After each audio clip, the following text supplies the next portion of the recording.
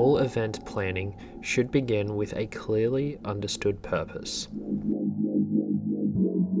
An event master plan should consider goals, costs, and expenditure with respect to resources needed, such as size, place, facilities, and perhaps accommodation.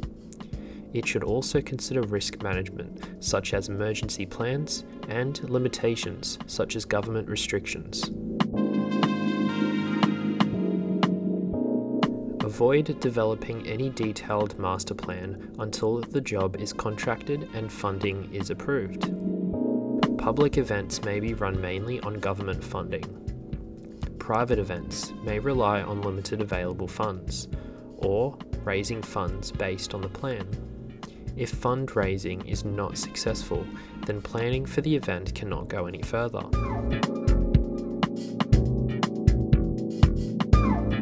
Set a budget, taking into account all money to be raised from sponsorships, entrance fees, grants, and so on. Set a date with careful consideration to ensure that the event has the best possible attendance and that it does not clash with other events.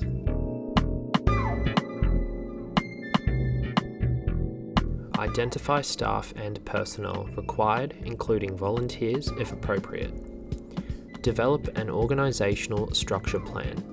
This is helpful for staff, volunteers, and all those involved, so they have knowledge of the hierarchical structure. For example, who is responsible for what and to whom. Make sure that the scope of the event matches the original purpose and that this is reflected in the cost of staging it. This checklist should identify all the planning steps required, including some contingency plans for unforeseen developments like wet weather, parking problems, or something worse, like the key speaker not being able to attend due to illness. Delegate responsibilities. For instance, a preschool organising a special fundraising event will delegate responsibilities to selected members, such as organising refreshments, inviting speakers, and so on. Identify all people or organisations involved or with an interest in the outcome. Then make appropriate contact with them to advise them of your aims.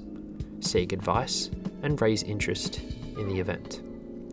Stakeholders can include funding bodies, local councils, government departments, sponsors, media, and the general public.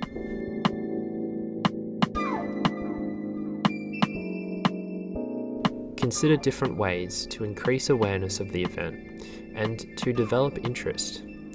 Then develop publicity material.